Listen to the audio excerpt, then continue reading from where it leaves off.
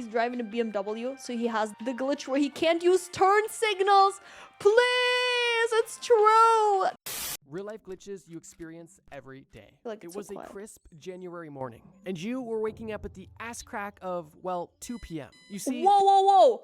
Literally my last couple days, January, 2 p.m. That's me. What the fuck? Does this guy have a camera in my room or something?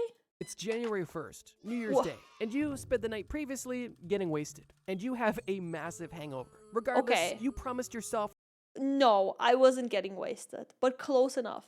that you would make 2026 the best year of your life. Hell no yeah. more messing around, no more junk food, no more glitches. All you wanted to do this year was lock in. Although, Hell yeah. unfortunately, this year was about to be full of glitches and, well, not locking in whatsoever. Despite Hey, your head hey, hey, he's cursing me now. I'm super locked in.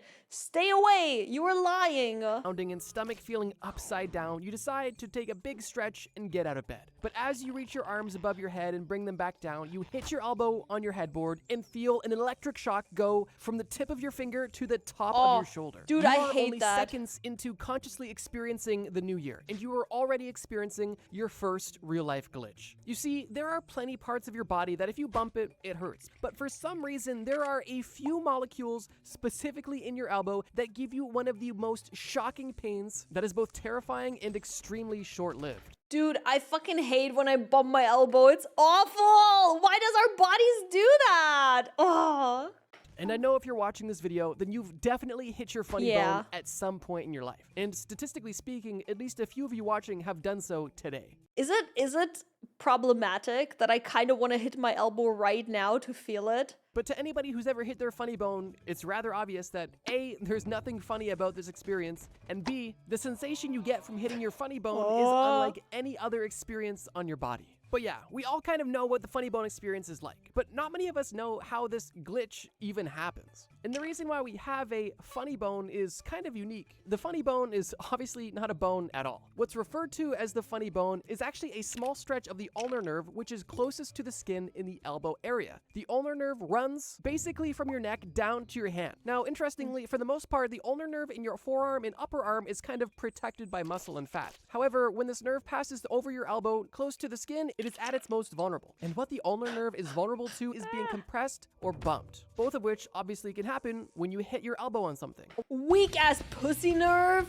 What do you mean? What do you mean it's vulnerable? Get your shit together. While it may sound severe to have an electric shock shot through your body, and the fact that you have such a severe reaction to this bump, the reality is that this glitch is extremely normal and common, and like I mentioned, happens to basically everybody. And if you've ever bumped your elbow and thought that you broke something or had permanent nerve damage, then I have good news for you, because actually, that's not the case whatsoever. Hitting your funny bone is not a sign of nerve damage, and in the vast majority of cases is completely harmless, which is a W. And I wish I knew that when I was a paranoid little bro, scared that I broke my elbow, when in reality, I just hit the nerve at the wrong point. Now, while this electric shock going through your arm would be enough motivation for most people to finally get out of bed, your hangover is telling you that you could use just a few more minutes. And because you decide to start 2026 like a true grinder and hustle culture bro, you set an alarm for 1 hour and go back to bed. But it wouldn't be long after closing your eyes and slowly fading into sleep that you experience your second glitch of the day. That glitch being the Hypnic jerk. Just picture this. I'm sure we've all been there. You're laying in your bed, you're closing your eyes, and you can feel yourself drifting off to sleep. And just as you're in that twilight between wakefulness and unconsciousness, you flinch. You feel yourself instantly jolt, almost as if you've just fallen or completely lost your balance. Dude, I hate that. Oh, I hate it. Oh, I hate it so much. I heard someone said that the reason why you jolt awake while you're falling asleep is because in a parallel universe, you died. A version of you died. I think this is bullshit because I'm clumsy as hell. I believe if there's a parallel universes, one of me is dying like every hour.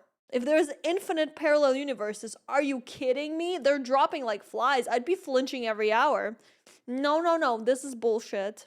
This jolt or jerk is completely involuntary and is once again another real-life glitch. Fortunately, similar to hitting your funny bone, the hypnic jerk is not a sign of anything wrong and is in most cases completely harmless and completely normal. However, that doesn't make it any less scary in the moment, because the shift of state from basically sleeping to the most alert you've ever been is, well, pretty staggering. Regardless, I'm sure we all understand the feeling of the hypnic jerk, and I don't need to explain the experience. But what I do want to explain is exactly why this happens. And the answer is unfortunately not super satisfying, because there is not a definitive answer to this question yet. However, there are leading theories that are logical and likely the case. The leading theory about hypnic jerks as of now is that in this transition between being awake and being asleep, sometimes your body can kind of miscommunicate with itself and interpret signals wrong. And in the case of hypnic jerks, what's happening is as your muscles begin to relax and as your mind and body are transitioning from being awake to sleeping, somewhere in your brain, somebody is hitting the alarm button because part of your brain is interpreting this relaxation of muscles as essentially a loss of control. More specifically, a loss of balance or simply falling altogether. And as a result, for self-defense, your body tries to have you jolt to protect yourself, either to regain your balance or brace for impact on a fall that isn't happening whatsoever.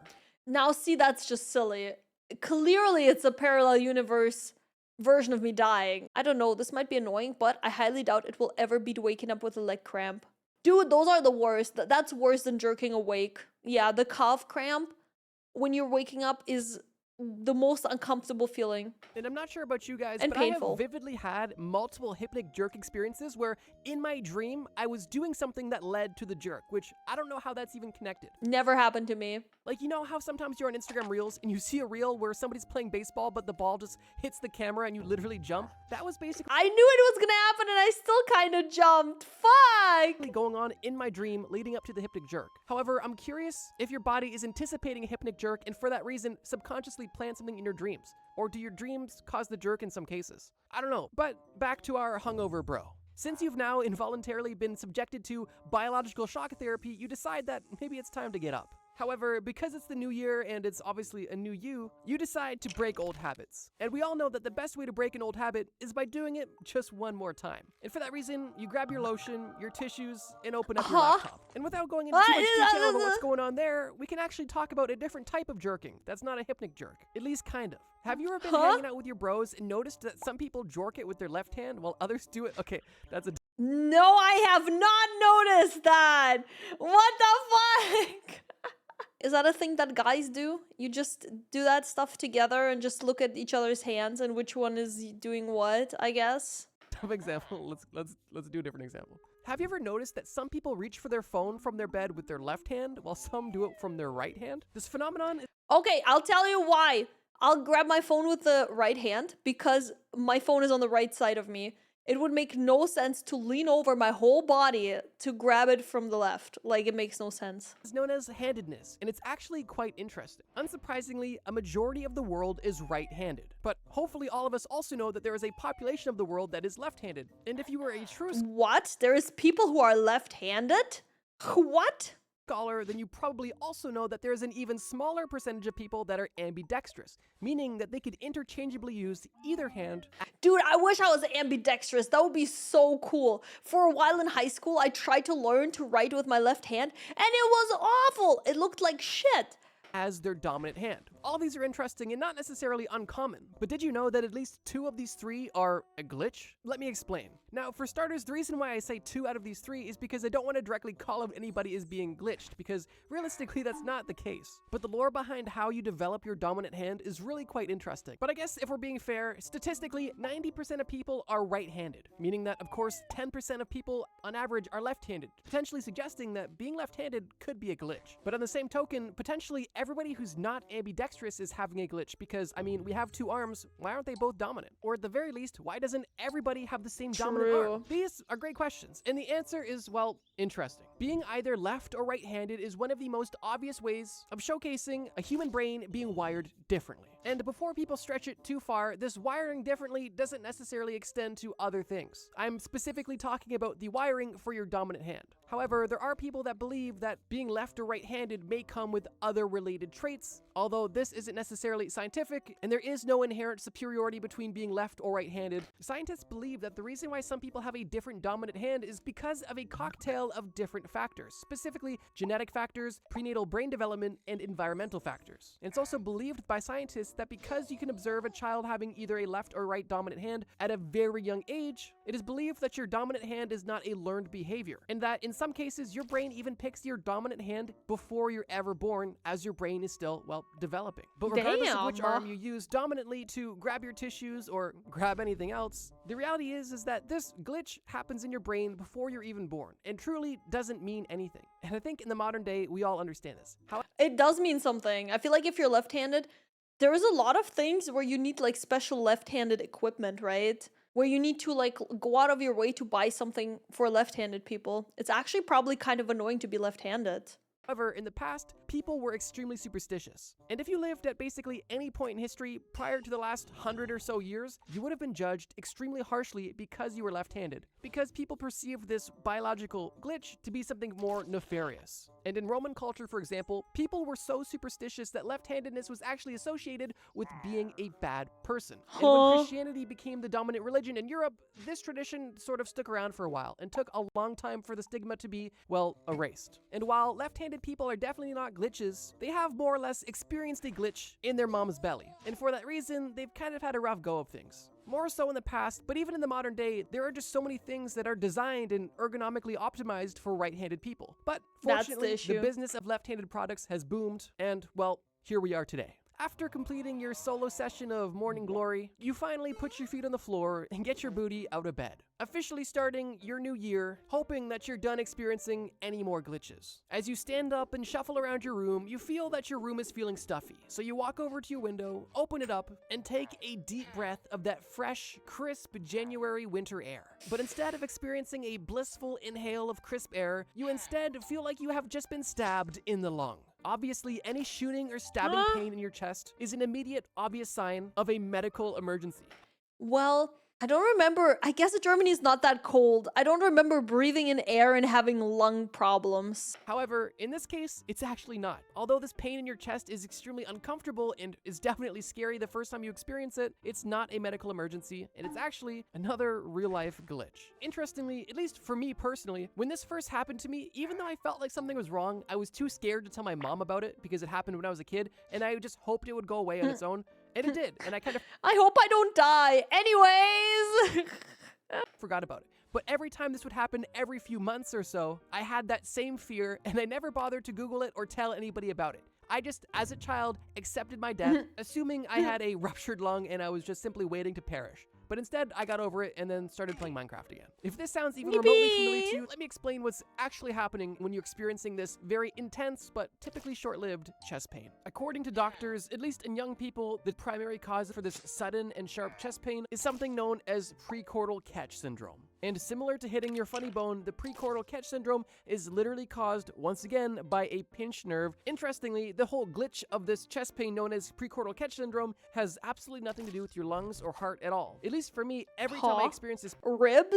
I don't know what else it could be. Pain, I thought my lung was punctured or being ruptured in some way. However, that's not the case at all, and it's only a nerve that's passing through that cavity. It's the this nerve. Glitch or syndrome is actually typically caused, most commonly, by sitting with poor posture, or directly after changing your seating. He said that, my posture instantly straightened up. It was not even a conscious thought. My back instantly went straight. Position, which makes it kind of even more shocking because if you're just sitting down, that's kind of the last time you expect to have a random shooting pain. But when it comes to precordial catch syndrome, it can happen to you at any time. And in your case, simply opening the window and looking out of it and taking a deep inhale was enough to trigger it. And now that deep inhale is extremely painful. but luckily for you, it's at least harmless and will pass in minutes. I don't know about you guys, but when I'm experiencing this lung glitch, even though it has nothing to do with your lung, the last thing I want to do is take a deep breath, and I'll typically just take shallow breaths until it passes. However, some doctors do recommend taking one very deep breath, as that is known to sometimes end the pain immediately. So I guess it's kind of up to you if you want to wait a few minutes till it passes naturally, or if you want to endure the pain and get rid of it instantly. Either way, there's absolutely no risks to your health, which I think is comforting, especially for many of us who have experienced this and just assumed that we had something wrong with us that we just wanted to, well, ignore. And I just wish I could have told 10-year-old bro that. Or even last week's bro, because honestly, I didn't even know about this until right now, researching for this video. But back to you. After you finally let the pain subside, you decide to close your window, leave the bedroom, and enter the kitchen because you want to have a nice breakfast. Although, as soon as both of your feet were planted in the kitchen, well, you've totally forgot what you went in there for. And if this situation sounds familiar to you, then you have also experienced this glitch. And this glitch is actually known as the doorway effect. The doorway effect is a common cognitive glitch where your brain essentially resets or reorganizes its thoughts as you move from one environment to another. It may seem like something small, but walking through a doorway creates enough of a clear boundary within your mind between environments that your brain literally creates this as a transitional shift in context. And because of that, as you go from the old environment to the new environment, your brain sometimes can clear the cache, making you feel clueless once you're in this room. I think my brain clears the cache way too often. I think it clears it just between every action that I do and everything that I was going to do, just constantly cache clearing. I guess my brain's trying to be efficient, but sometimes I would like to remember things, you know? I don't have enough RAM. Shit! And you're right, I need to buy more RAM, but I can't! Goddamn RAM prices, I swear. Even though you just had what you wanted to do on your mind. This glitch in some cases can be scary because you literally feel like you have early onset dementia, but it's just your brain trying to reduce some of the background noise so it can focus on this new environment, even though you just went from your bedroom to your kitchen. It should go without saying that this glitch is actually harmless, and believe it or not, it's not a sign of low intelligence or a poor working memory whatsoever. This effect is actually a reflection of how your brain organizes experiences into segments based on your environment. And as I mentioned earlier, if your brain is effective at removing cognitive clutter, you know, the thought you had in the old environment, then in some situations, it can misfire, remove too much context, and well, you'll be clueless for a second or two, typically. And while this happens to most of us on a semi-regular basis, there are factors that can actually cause this to happen more often, such as general stress or multitasking. But in any context, it's not dangerous, it's not a negative sign, and it only happens because your brain accidentally got rid of too much stuff to try to focus on this new environment. Dude, brain, you gotta get your shit together, brother. After noticing a spoon on your dining room table, you realized why you walked in the kitchen in the first place. You obviously wanted to have breakfast. And because this was already a glitch-filled day of a year that was supposed to be glitch-free, you decided to have the breakfast of champions. Cheerios with beer. Because what? What do you mean breakfast and beer? Cheerios and beer? No wonder this guy is going insane and having the weirdest fucking glitches. your hangover was not going to treat itself. But as you walk over to the pantry and open it, you realize one fatal mistake. The Cheerios that you swore were in the pantry were nowhere to be found. And even though you literally bought them yesterday, no matter where you look, it seems like they have almost vanished. Getting irritated, you call your mom into the kitchen, asking if she saw them or moved them, and without even saying anything to you, it seems like your mom reached into the pantry and pulled the Cheerios out of thin air. And embarrassingly, you realize that the Cheerios were right in front of you the whole time. They just weren't exactly where you expected them to be. If you've ever been searching for something only to realize that it was literally right in front of you the whole time and you were just somehow ignoring it, then, well, you've also experienced this real-life glitch. Similar to the doorway effect, not being able to see something directly in your plain sight of view has nothing to do with memory failure or anything of the sort. This glitch is once again a mechanism of your brain trying to get rid of low priority or irrelevant information. And sometimes, well, it gets rid of the wrong stuff. One example of this mechanism working properly is the fact that you literally can't notice your nose. Like, your brain intentionally ignores your nose, although you can totally see it. And if you don't believe me, put your finger on the tip of your nose and look down at it. For a few moments afterwards, you will be hyper aware of your nose, at least in most cases. But as we've seen in other cases, you could literally I don't know. Wait, I'll do it again. I'll put my finger on my nose. I feel like I'm not hyper aware of my nose. I don't know. Doesn't work for me. But I do have a bear nose, so maybe it's different for bears. Exactly what you're looking for. And once again, stress and multitasking can help amplify this, well, glitch. Another similar but less visual example of not seeing something in plain sight is, well, looking for your phone when it's literally in your hand, or looking for your Oh car my keys God. when they're literally in your ignition. Dude, I've done that so many times. Regardless, after your mom seemingly magically pulled cereal out of thin air, you enjoy a quick bowl of Cheerios and quickly head out of the house because your mom asked you to grab something from the store. As you close the door and begin to walk towards your car, you get in, start the car, and begin driving, only to instantly have the thought, did I lock the front door? Oh my God, this is haunting me. I always think that way. It's so stressful.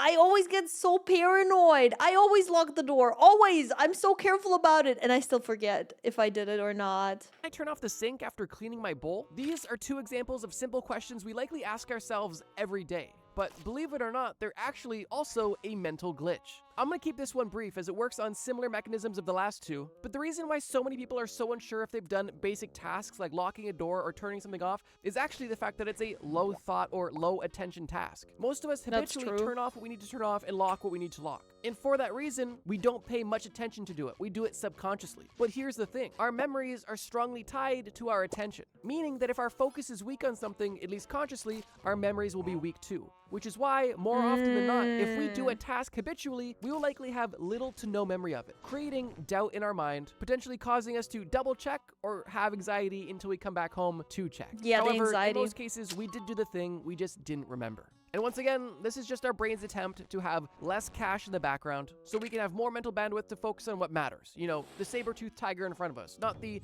locked door True in our and past. real. And in some severe cases, this glitch could actually lead you to cause your child at home when you go on a family vacation. But luckily enough, this will actually be the premise of one of the best Christmas I was gonna say, is this Home Alone ad? movies of all time. After retracing your steps in your mind, you come to the conclusion that you definitely did lock the door, and your anxiety reduces at least a little Yoo-hoo. bit. And because you feel like you've been battling yourself for hours now, you decide to check the time, because you know the drive to the grocery store is 20 minutes, and you have to be at least halfway there. But as you look at the clock on your dashboard, you notice that you've only been driving for 2 minutes. And at this point, it feels, well, impossible. Weird time feeling, I guess. Yeah, I get that too. He's driving a BMW, so he has the glitch where he can't use turn signals.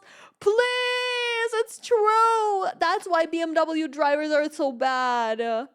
And while the only explanation at this point may seem like a time warp, in reality, you are experiencing, well, you guessed it, another glitch. This glitch being time dilation. And while this phenomenon is something most of us experience on a daily basis, I would argue most of us don't actually know how it works. There's a popular saying that goes, time flies when you're having fun. Yeah. And honestly, that's kind of scientifically true. But also, the opposite is true. Time goes very slow when you're scared. And you just experienced that on your drive. Because of the anxiety of not remembering if you locked your door, your brain had to process more information per second than it would on average because you were trying to retrace your steps and try to remember exactly if you moved the knob or not. And because even though you were simply just driving down the road, due to the fact that you were so deep in thought thinking about locking the door or not, and the additional information you had to process to do so, your mind was creating denser memories, and for that reason, as you look back on that 2-minute drive you had, it feels like it was longer than it actually was. And that's because your brain indirectly measures time through attention, memory, and sensory input. Now, So anxious people live longer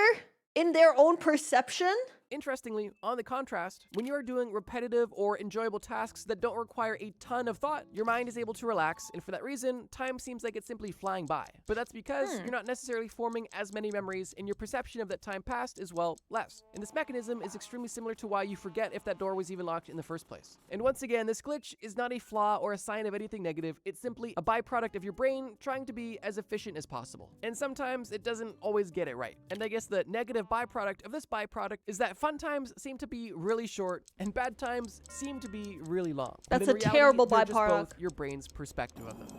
Hi guys, if you're enjoying this video, don't forget to like and subscribe. Thank you. After a long, seemingly endless drive, you arrive at the grocery store, but as soon as you walk through the doors, you notice something horrible brewing. Deep within your diaphragm, you notice a spasm happening, and before you can even process what's going on, you make that terrible sound. You have just got the hiccups out of nowhere. And once I again, hate the hiccups. My hiccups get so intense that like I have a whole physical reaction. It's so annoying.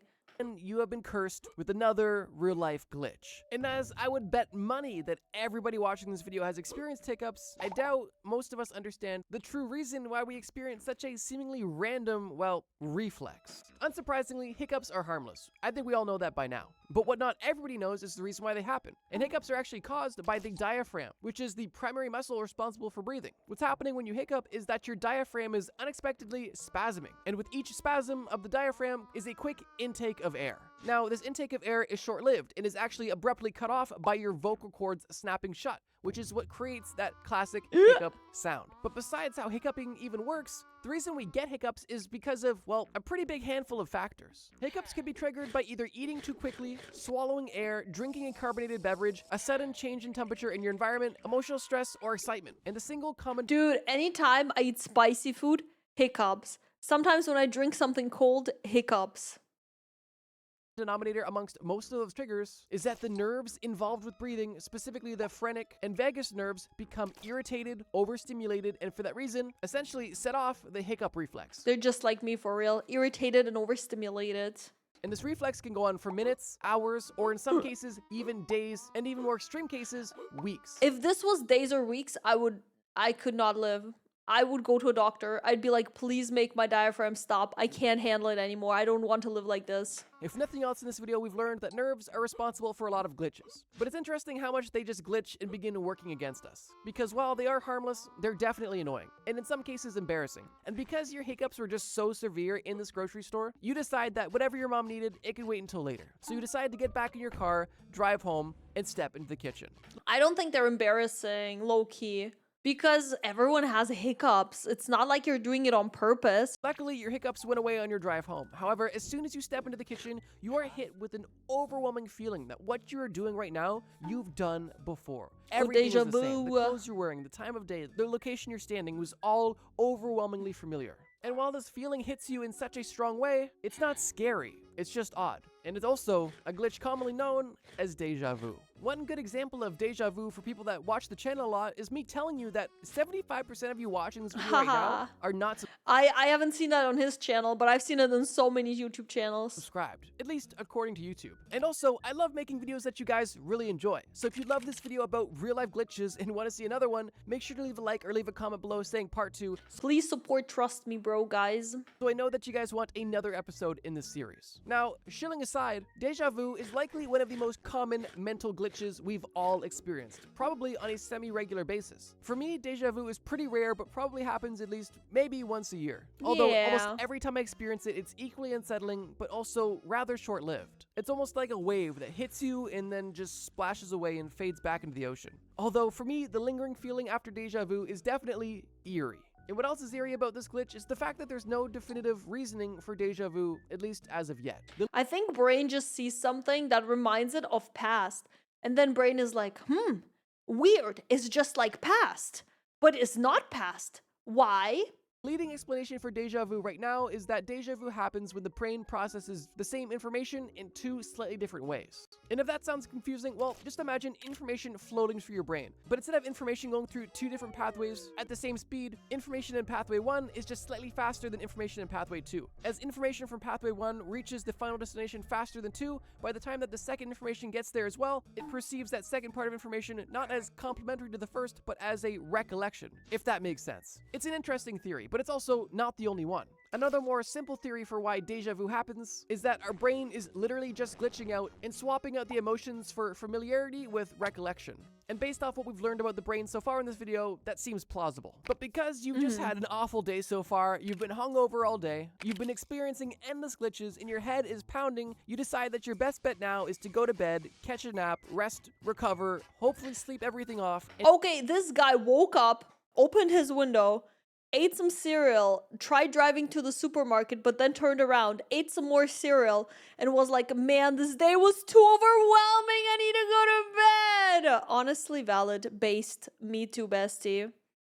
Real. And this endless streak of glitches, hopefully for this entire year. As you get as snug as a bug in a rug and begin to once again drift off into dreamland, you fortunately avoid the hypnic jerk and successfully fall into sleep. Although it wouldn't be long until you experience the final glitch of the day. As you lay in your bed, you feel a looming presence looking over you, and you so happen to, half asleep, half awake, open your eyes, only to notice the most terrifying shadow figure in the corner of your room.